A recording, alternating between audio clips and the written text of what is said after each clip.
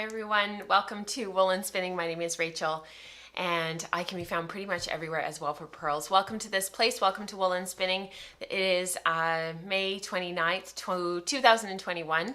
Can't believe I'm saying that. And I just thank you so much for being here. Welcome to new viewers and returning viewers. Thank you so much for watching the show, for giving it a chance, for continuing to support the show, to those who are part of the Patreon community. This is a place that we come to talk mostly about spinning and working with our hand spun yarns. So I hope that you find something that you're looking for here, and I hope that you enjoy engaging with the community. A pretty amazing group.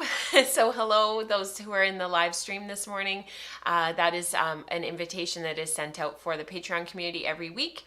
It is so good to see everybody. We've got lots of people. I'm already behind on trying to catch up on chat to see who's here and what's going on with everybody. Congratulations, Diana, about your Ply magazine article. I'm excited to read that. That's wonderful. We've got lots of people who are unboxing some new toys. Jean is unboxing her e-wheel number, the 6.0, which is wonderful. Jean, you'll have to report back, let us know how it is. I know Felicia was doing a unboxing and a review of that as well, which is really exciting.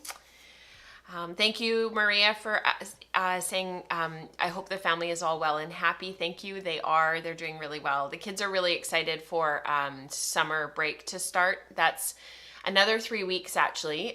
So we get out towards the end of June.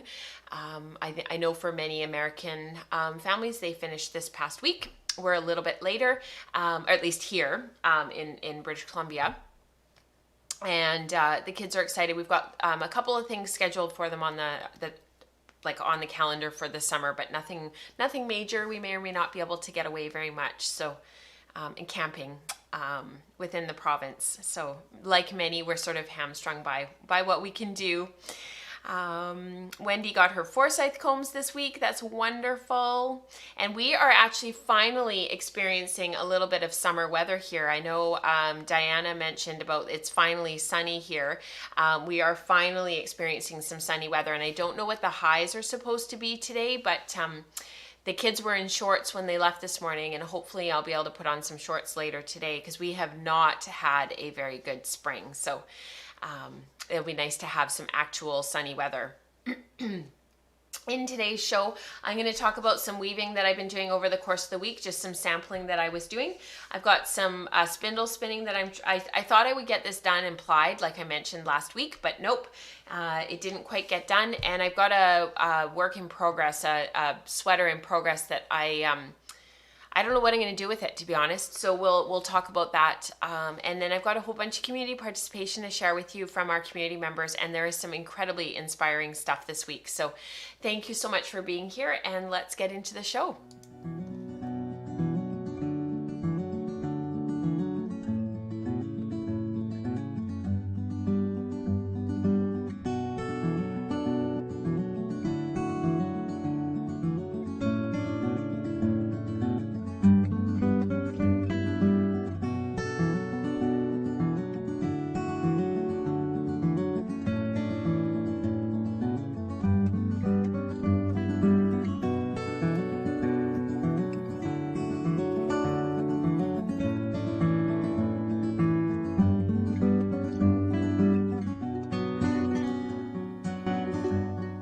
So maybe we should start off with talking about, why don't we start off with my spindling, because this little spindle here, I'll just pop it under the other camera, is some Sweet Georgia. I have been working on this spin for years, literally years. And this was a colorway that was designed and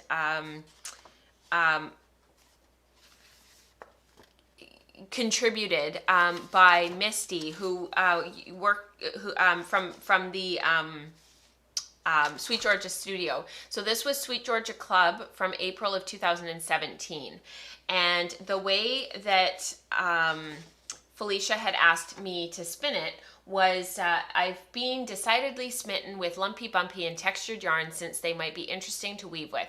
I'm interested in the unusual textures that might be possible. So this month I am thinking about spinning a thick and thin singles to be plied to create a coiled yarn. So for the Sweet Georgia blog at that time, when I was spinning Fiber Club for them monthly, that's what I did. So this is a superwash merino, and as you can see, the colors were sort of very saturated, very bright.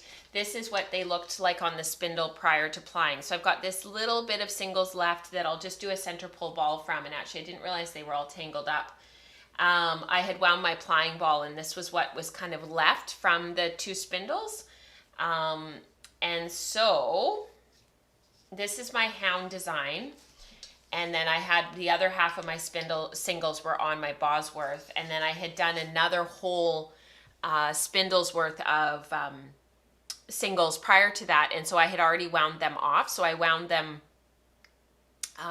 with these singles from these spindles. And so I wound my plying ball, and I've been plying from that. And this is my steampunk spindle, which is a great plying spindle, and it holds all 4 ounces, although this is only about 50 ounces of yarn because the other half was used for that coil yarn. And I don't know if I could actually find that yarn really quickly for you guys to show you what that yarn looked like so that you could have an idea. Why isn't 2015 here in my backup? Mike clears out my backup every so often, and then like certain years go missing, and I'm like, how does that like go missing? Like a random year. Yeah, so this is the yarn. So let me see if I can share this with you. Just give me a minute, because the yarn was absolutely incredible. The coil, and I only did half of it. I unfortunately only did half of it as the coil. I just felt like it was so much to be able to show and share. So this was the yarn. This was it for the club. So that was the photo, one of the photos. So what I had done was I spun a thick and thin singles, and so I made a slub yarn. And I didn't put tons and tons of twist in it, because I remember later thinking I should have put more twist in it, because it's superwash merino, it can take a ton of twist. And then I used some, I think it was like fingering weight Barocco alpaca or something, like what I wanted was to match that gray in there. So you can see in the plying ball, you see how you've got all that gray? And so I wanted to match that color so that what you would see when in those, where the thick slubs came through in the coils, was you would see that magenta pink and that gorgeous sort of rose pink come forward against this gray background. And so I spiral plied it, and then up and then did the coils wherever there was a thick slub. The problem with yarns like this is that they take a long time to create. So this wasn't one of those things where I could just, spin off 50 grams of singles. I don't even think I did a full 50 grams. I think I ended up only doing about 25 grams of singles, maybe 30 grams.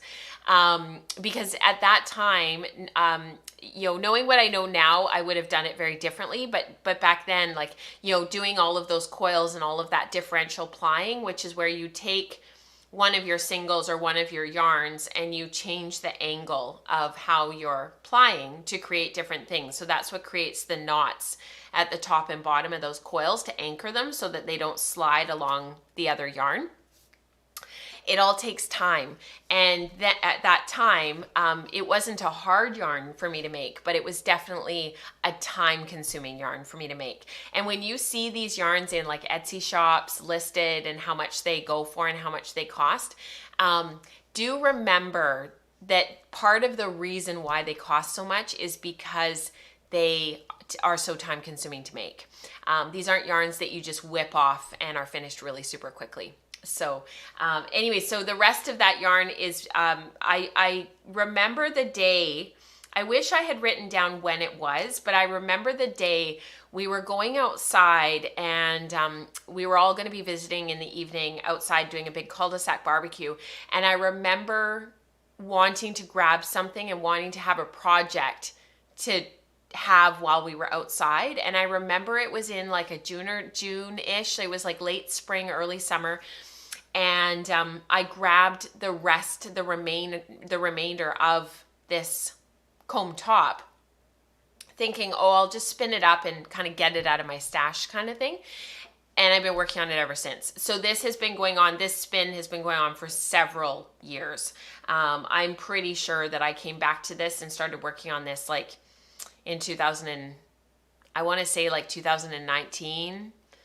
I think 2018 is too late. That feels like it's too recent, if that makes sense. So this has been going on for a long time.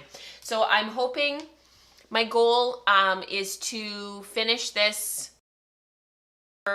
My goal is to finish this over the course of today. I will get this plied up, get this finished. I worked on a bunch of it last night and got a whole bunch of it done, and then I'll be done. And actually, I do have plans for this yarn, funnily enough. I actually would really like to use this yarn for something for Nora, because I'll have enough yardage that I could do either background color work for something. So maybe a toque for her for next year. I'm not sure. So yeah, I only have one of the steampunk spindles, but I have to admit I really, really like it, and I've often thought about getting a second one just to have, because sometimes you want to break up your plying and not have so much on one spindle. Differential plying is just a pain for me on spindles, so wheels have let me play with stuff like that. Absolutely, wheels are a lot easier to learn that stuff. Yarns like that are why I bought a wheel, said Becca. Of course, totally. And I know there's other reasons for her wanting to eventually.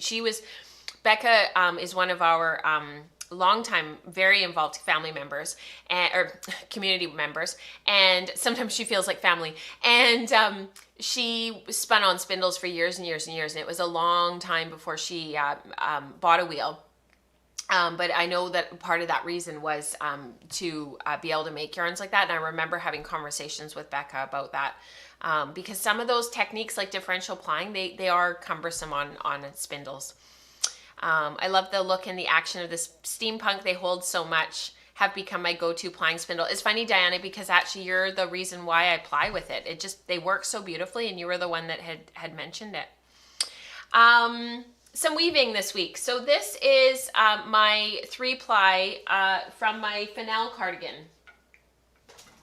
I didn't realize I had a wheel right here. So this is my, come on lady, come on over. So this is my Fennel cardigan that was designed by Orlaine Souche. If you're wondering about this cardigan and wanting to know a bit more about it, it is actually it was talked about in last week's show, so in episode 200, and we talked about it quite in depth. So that is finished. It's the 3-ply. I figured out how much yardage it used. I weighed my remaining skeins, and I took the yardage of my remaining skeins. So in total, this cardigan took 691 yards of yarn. So basically 700 yards of yarn. I did knit the smallest size, and I did make some modifications under the arms. I didn't cast on as many stitches. So for those who are thinking about making it, I did make a couple of modifications to make it just a little bit smaller. The smallest size is a size 38 bust. So that would have given me about 6 to 7 inches of positive ease. And while my hips are 38 inches, my bust is just that little bit smaller. So I just took out some of that bulk in the yoke. Before continuing on with the body. So I had all of this leftover yarn. So what I did was I actually put I put some of it, not a whole bunch of it, I put some of it onto my little Ashford samplet loom. And I have to say, I put a shout out in last week's show about a table loom. And I had just said that I was thinking about maybe getting something for sampling because of wanting to do my OHS Master Weaver and also wanting to do these samples for the podcast and for you guys. And I've kind of got all these things in my head, and I've got my mom's Ashford samplet, which is a 10-inch loom, the size that she has, that I've kind of unintentionally acquired. She's not really that interested in weaving. She does so many other things because my mom's primarily a painter. And so I decided to pull it out and do some samples. And I have to say, I had sort of said that on the show. And somebody, I'm not going to name her, but she reached out to me this past week, and her email was so kind and so meaningful to me. It came in at a moment this past week when, to be totally honest, everything just felt completely out of control because we're making decisions about the kids for the fall, and it just felt in that moment really overwhelming. And this summer, I will be going with the kids once we can travel within the province and once we can move.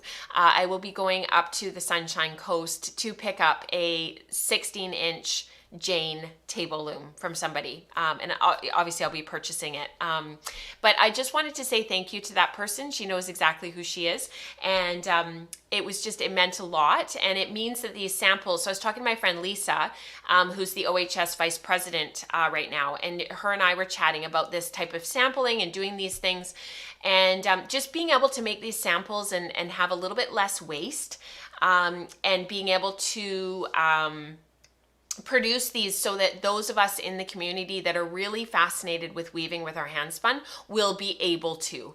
And I won't, the Ashford Samplet, rigid heddles are awesome. They are great looms. They fill an amazing place in our weaving sort of repertoire, especially if we want to work with knitting yarns, you know, whether it's hand spun or other knitting yarns, because they don't put that tension on our yarns like floor looms do.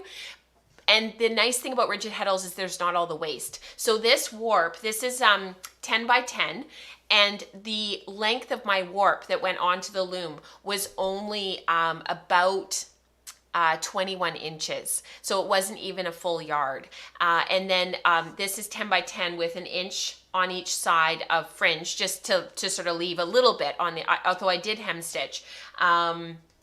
So it's about 12 inches long, and I only lost about 3 inches on either end, which is pretty incredible because, like, our hand spun, this is 3-ply hand spun. This is the last of the boat shuttle. Sorry, not the boat shuttle, of the bobbin that I used for the boat shuttle. And I'm going to wind this off and make a little mini skein and keep these together for samples. But you know, you can't beat that, right? Whereas on a floor loom, I would have lost probably way more. So a table loom will sort of bridge that gap, because what I was going to say about the rigid heddle that's frustrating, because the samplet is so small, I don't want to start doing multiple heddles. I don't want to start trying to do twill and trying to do all the things.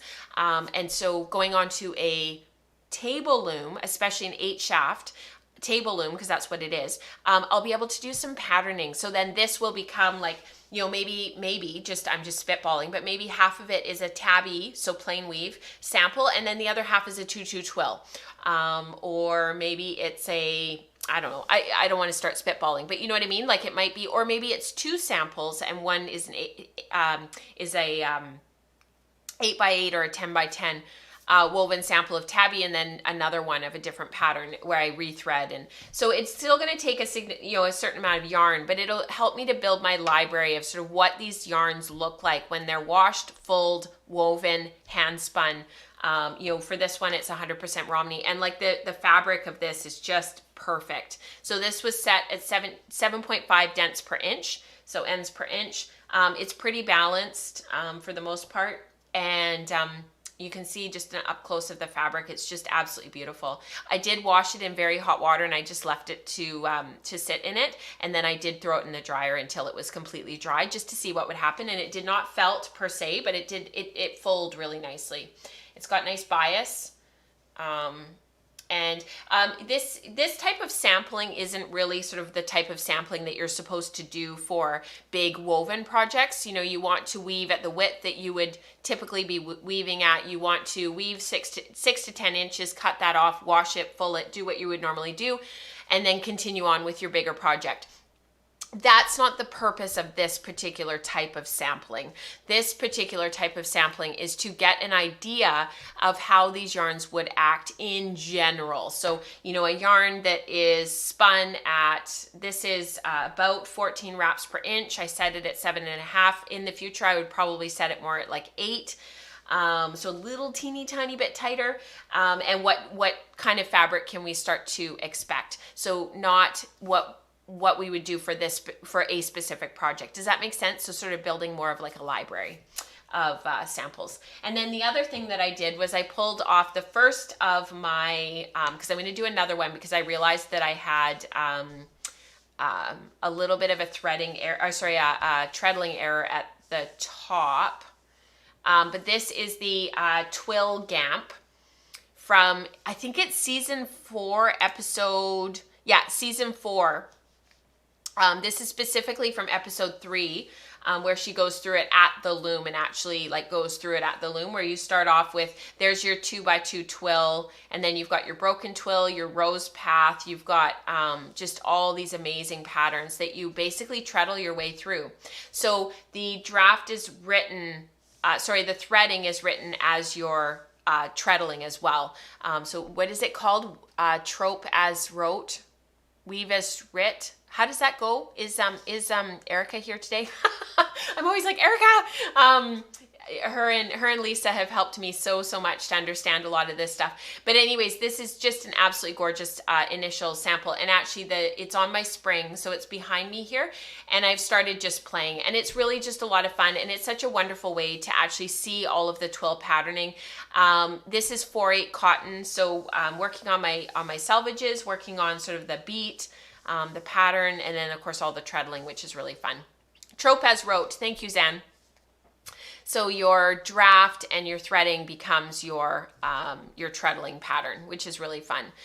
So really, this is, I mean, you could just look at this all day, couldn't you? Like, you know, you've got your to anchor it all, there's your 2x2 twill, your 2/2 twill, and then you've got all these different variations.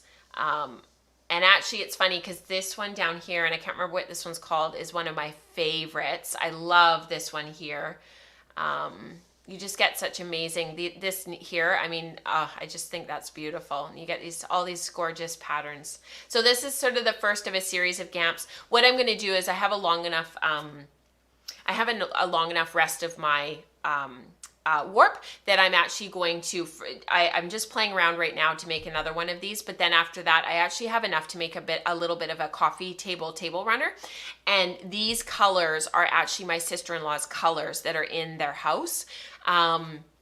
So I don't need a whole bunch of these. I just want a couple to keep for my own records. And so the remainder of it will be whatever I can weave off. I'll just keep repeating this over and over and over again.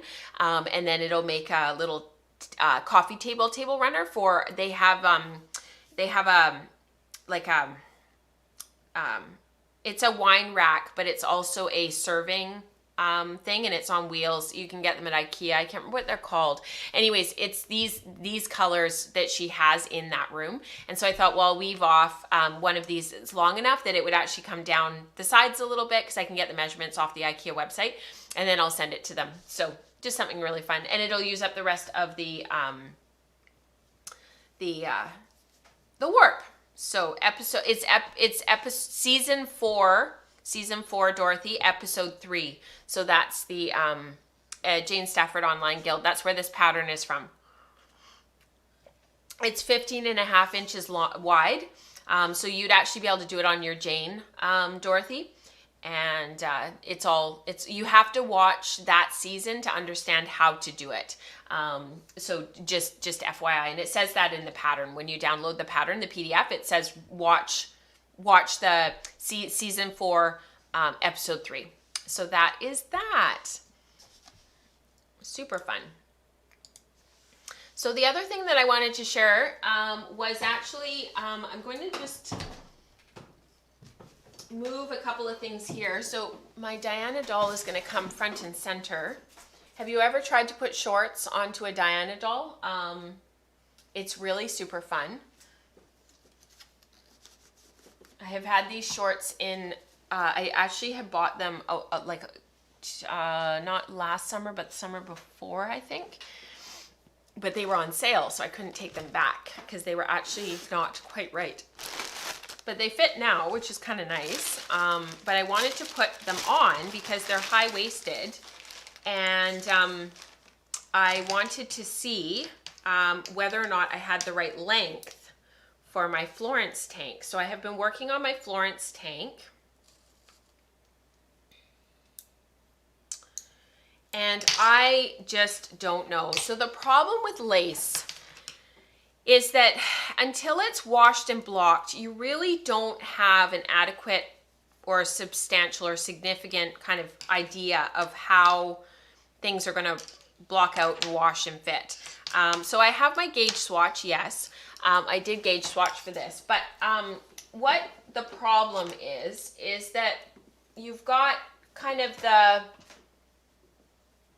this is going to sit approximately here.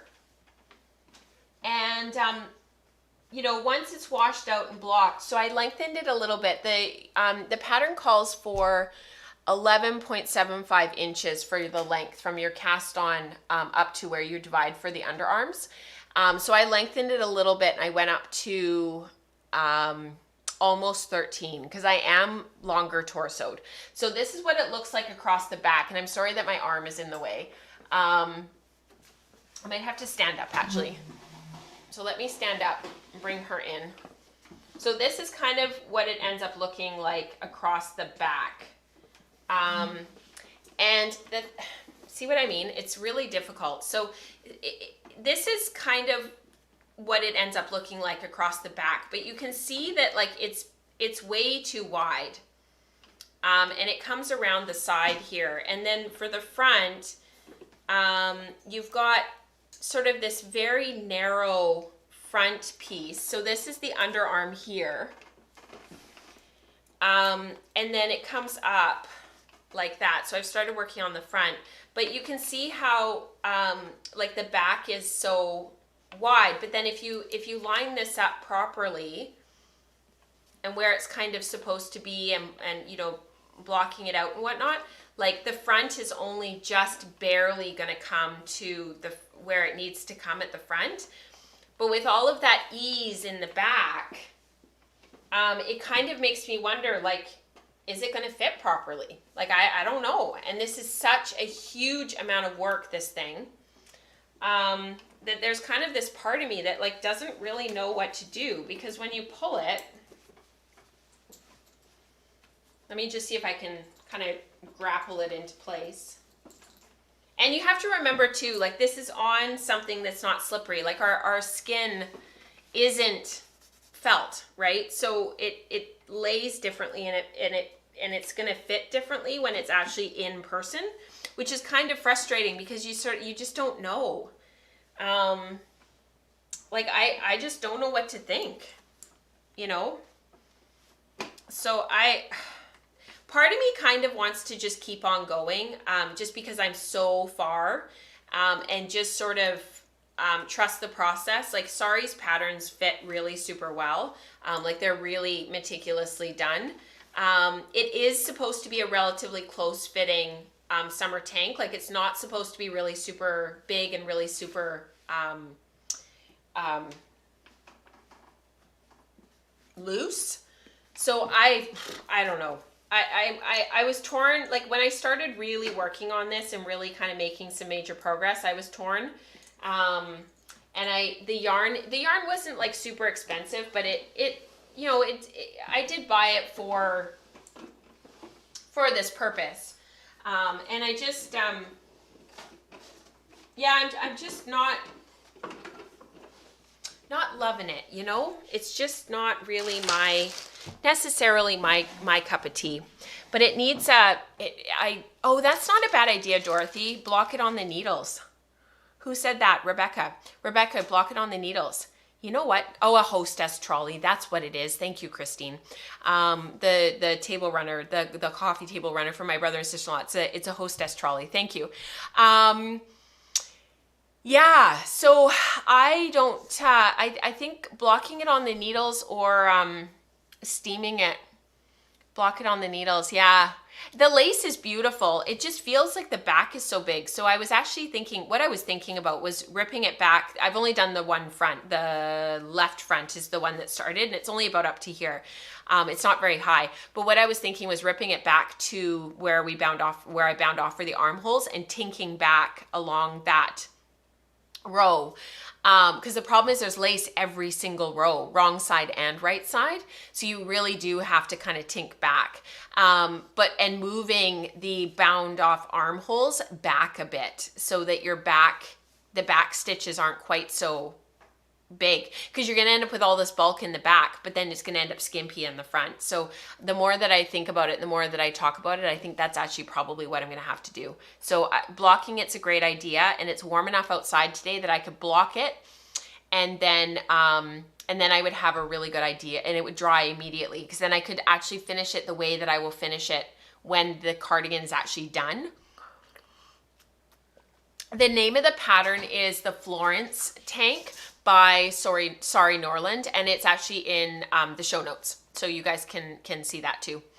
Yeah, the back, it just makes me very nervous, and I don't want it to be tight and pulling, because it's going to be something that's quite difficult to wear anything more than a bralette or something underneath. Like, you look at the photos on Ravelry, and most people are wearing some sort of a, like they don't have a whole bunch of stuff underneath. Like, the whole idea is to have it as its own shirt. So that's what drew me to it in the first place, because it gets very hot here for about 2 weeks, and wearing something that is silk, it's an alpaca silk blend, it would be really lovely. It would be really, really cooling. So yeah, ripping back lace is so much work. Best do it now. You're right, Becca. Oh, welcome, Laura. Good to see you. Cooking oil spill in the kitchen this morning. Oh my goodness. I hope that it's not okay. That's definitely setting off alarm bells, but I haven't seen the pattern. Yeah, the pattern is in the show notes, but I don't mind just taking a moment, because I've got it right here, to be honest. I'll link it for you guys as well, and you can have a look at it for those of you who are able to flip back and forth between screens. So that was everything that I wanted to share today. And we've got so much to share from the community that we should probably go into that and do that. For May, tell us about your favorite food and why. The Ravelry episode thread for May, so it's called the May episode thread. I've just put it into the live chat. You guys can let us know in there. Some people have put some really great stuff, and actually some of the comments have been really quite funny. And if you're not a Ravelry user anymore, or you never did use Ravelry, please don't hesitate to leave a comment here on YouTube. Just don't put it in the live stream. Put it in the comment section. Oh, you know what, Marjorie? That is a great idea. Ask Mike to hold the blocked piece on you so that you can measure where you would like the armholes. That's a great idea, Marjorie. Thank you. I often rope him into things and get him to help me with things, and he's always like, what is going on? But he's really great at that kind of stuff, so that's actually really helpful. So this first one is our breed and color study, which is coming to an end at the end of June. So if you haven't finished spinning by the end of June, or you're still working on stuff, that's totally fine. The breed and color study sort of runs for 6 months. We do comb top for the first part of the month, and then for the first part of the year. And then the second part of the year, we look at carded prep. So right now we're doing comb top. This was our Shetland study. We were looking at Shetland and all of these gorgeous colors that are pictured here in Elizabeth's photo. So this is from Elizabeth. I finished my breed and color yarn. I had a half braid set. I divided the braids into piles of similar colors to get distinct colors. I spun them into a fingering weight 2-ply, and I was trying to recreate a Jamieson's type yarn. I think I succeeded pretty well. This will be a colorwork yoke for a sweater. I need some help deciding on the main body color. I bought gray and brown Shetland top for the body. The brown was too dark. There wasn't enough contrast, so I carded brown and white together to get a lighter shade. So brown or gray for the main color. You know, it's funny, Elizabeth, the brown, this one right here that is just so warm, that brown carded with the white, I really like that. The gray will give the overall, it'll sort of, like my Spark cardigan, it'll kind of make it overall feel a little bit duller. It'll slightly dull those colors, and the brown will make it feel a bit warmer. So you need to figure out sort of what you want to highlight. Do you want a sweater that's a little bit cooler, or do you want a sweater that's a little bit warmer? I personally would go for the light gray, or sorry, the light brown, the brown that's carded with the white, but that's because I absolutely love that color. So I'm a little bit biased, and I am very curious what the what chat says. So the next one, while you guys are thinking about that, this is from Debbie. This is just wonderful. I finished before June, go me. I learned a lot and made progress from the first skein to the last. The first was the white. I lied to myself when I split the braid. I'll remember which end I started from. No, Debbie, you won't. Totally, you won't. I never remember. I always have to write it down. The murret I was going through was a ton of stress. The murret I was going through it. At the time, I was going through a ton of stress at work, and it is totally overspun. But I tied a knot at the end of the braid, so I started from the right end with both bobbins. Go me. The third was the gray. This one is just right. I feel like this is Goldilocks. The colors lined up, spun consistently, soft and bouncy. I totally enjoyed this experiment. Thank you for hosting this. You're so welcome, Debbie. Thank you so much for sharing. I like the brown with those colors, even though I always love gray, says Dana. My reaction, Kelly says my reaction is always gray. I like the brown best too, which is unusual for me when gray is the other option. Same with me. I usually say gray. I always say gray. But this time around, I think the brown would actually be really lovely. This is from Sarah. I am making progress. I have had to slow way down with spinning and knitting. I'm dealing with tendonitis in my wrist and shoulder, as well as tennis elbow. I'm so sorry to hear that, Sarah. I have just tried to savor and be in the moment when I do spin and focus on the process. All of these pictures from the study are so beautiful. And yours are too, Sarah. Thank you for sharing. And thank you for slowing down and for just allowing yourself to be in the moment and look after yourself. It's really important. This is from Ruth, and this is so much fun. Shetland Always Believe is an almost finished garment. I paired with a gold wool flax blend and a white Shetland silk blend. All are my own hand spun, no commercial yarns. I had promised myself to steek a garment this year so I could get over that fear.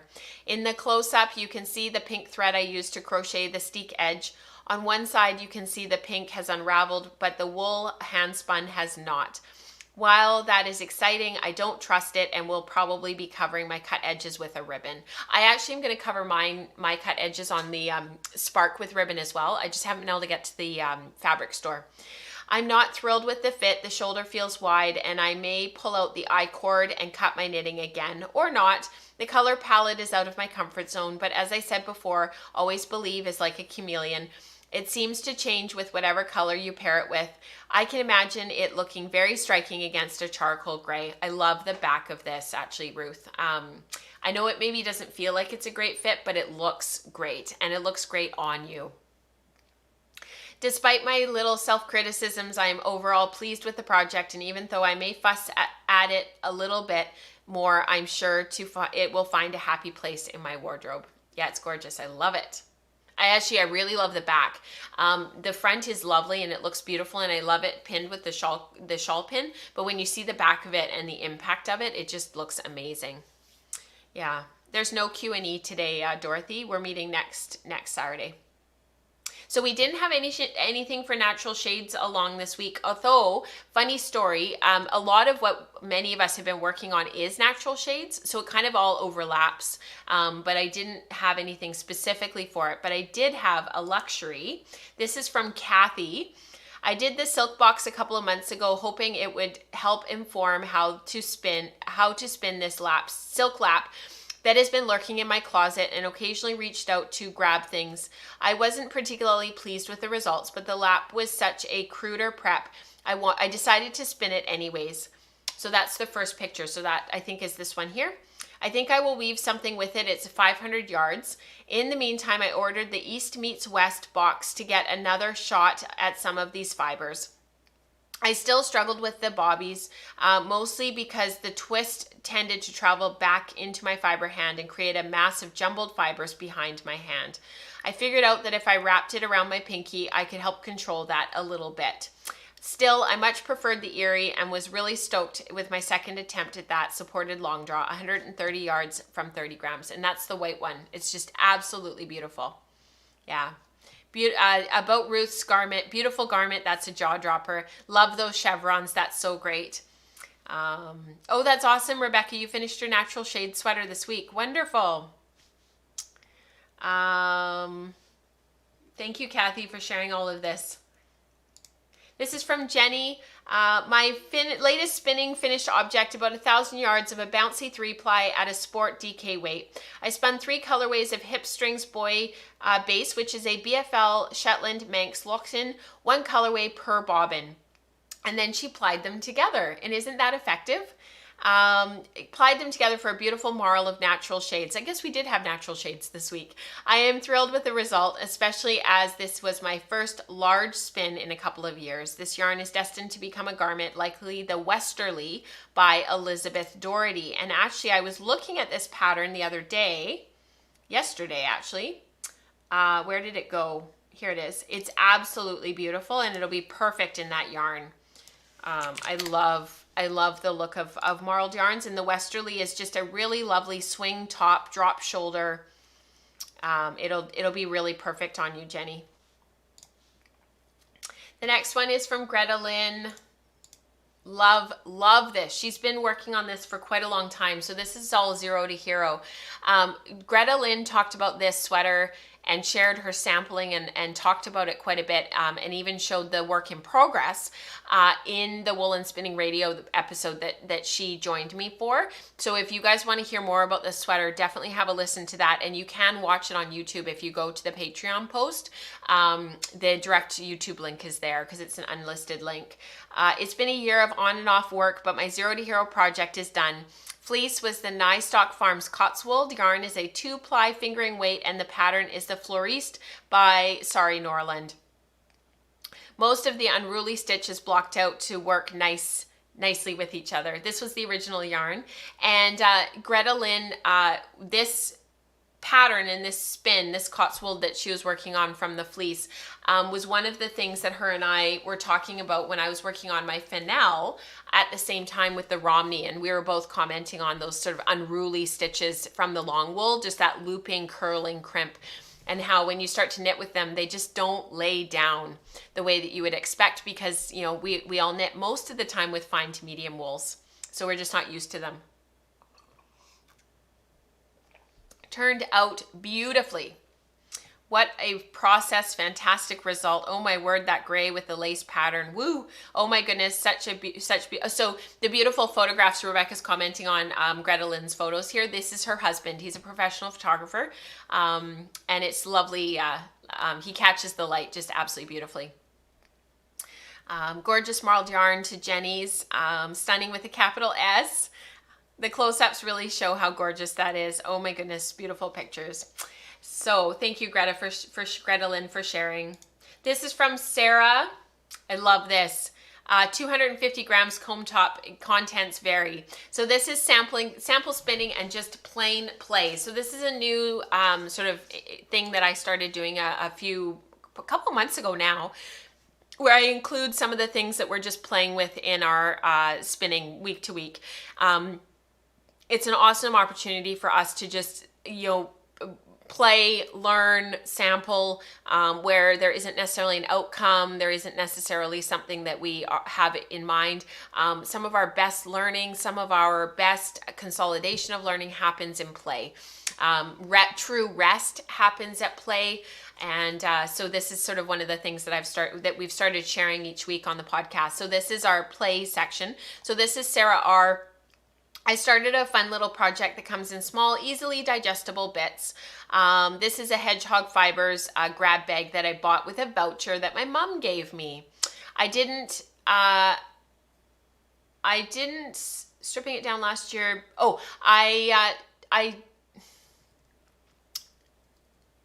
So she stripped it down last year, but then she didn't touch it. She currently thinks it looks kind of ugly on the bobbin, but the idea is to spin a crazy marled yarn that eventually weave it into a scarf. This is going to be a long way off. It's funny because these types of things, when you just sort of end up feeling like you're spinning this like just sort of super ugly, crazy yarn, and you see it on the bobbin and you're like, oh. they often end up being the coolest yarns, and they do end up being really quite amazing when you start to use them. They look amazing in garter, they look amazing in moss stitch, they look amazing woven. So it's when you see it on the bobbin, it's kind of like the ugly duckling, and then they eventually become the swan.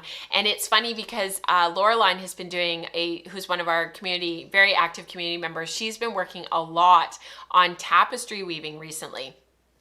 And she's been talking about recreating the yarns that you need for tapestry. And in the back of my mind, I was thinking like long term, as she gets more and more confident and as she learns, some of these bits and, hand spun bits and hand spun ends that she's got, the little samples that we end up left over from our projects that kind of get stashed, they get thrown into a bag. We don't know what to do with them.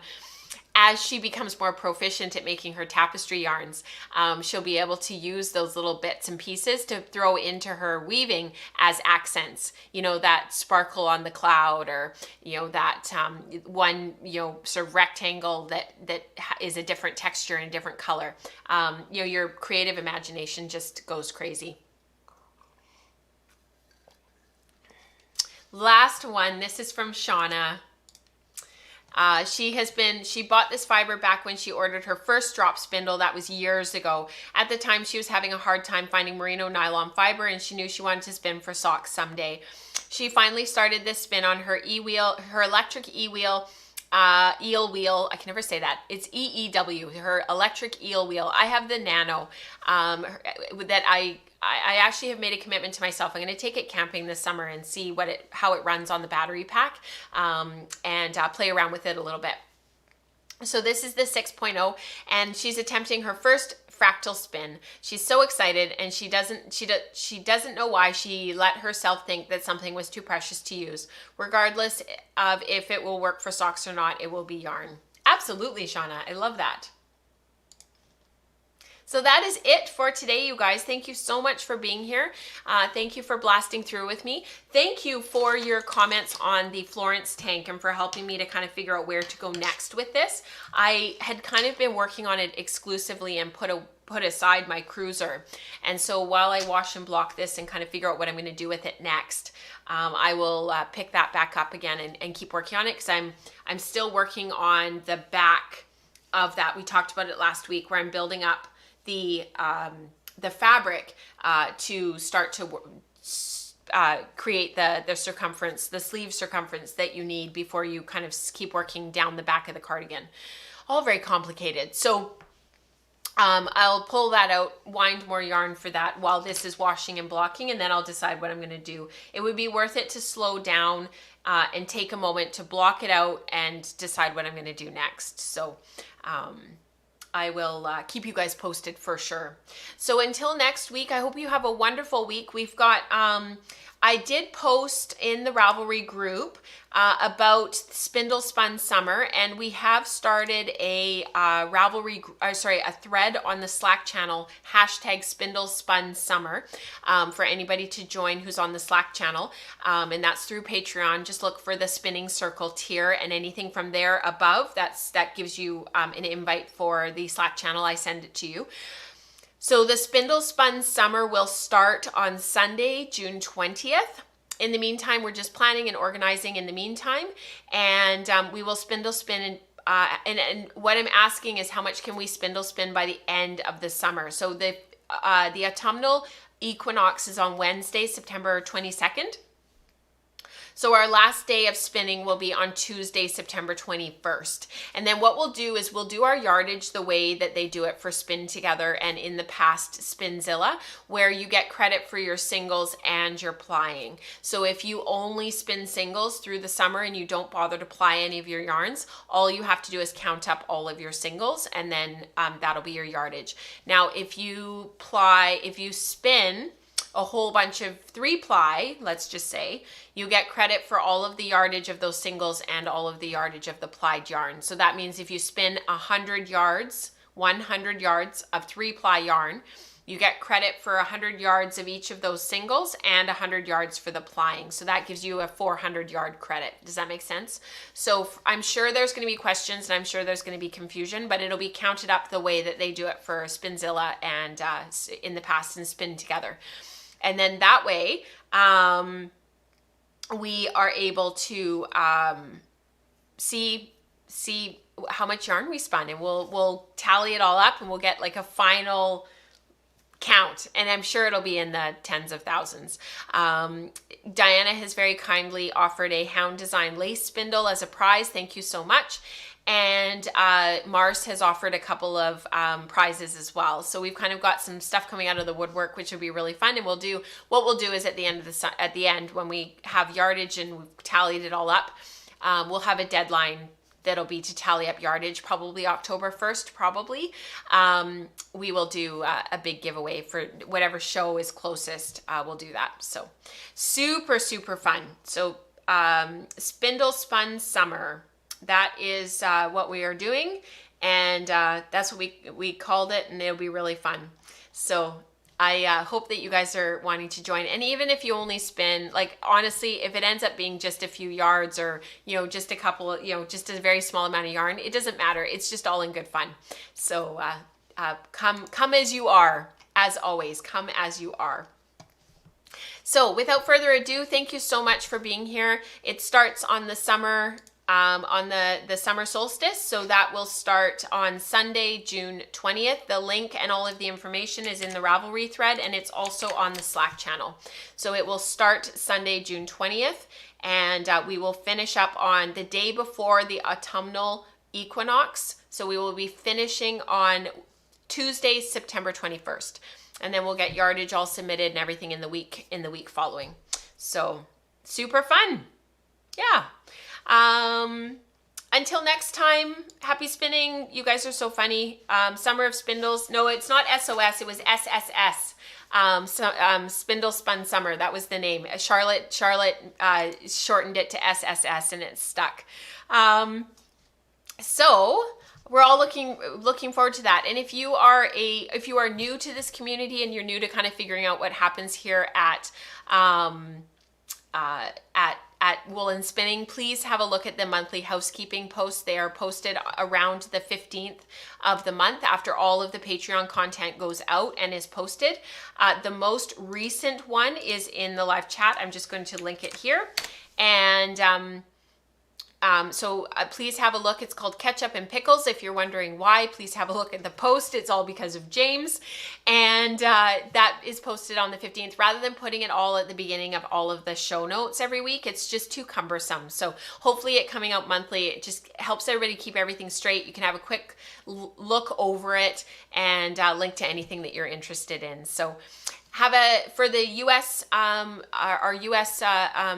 Community members, have a wonderful Memorial Day weekend. Our long weekend was last weekend. So I hope you guys have a wonderful extra day. That's just fantastic. I hope you're having good weather where you are, unless you're in Toronto with snow. It's crazy weather. Hey, you guys, crazy weather. And lots of spinning, lots of weaving, lots of knitting. I hope that's what's in store for you this weekend. So until next time, happy spinning. Happy knitting, happy weaving, happy dreaming. Bye, everyone.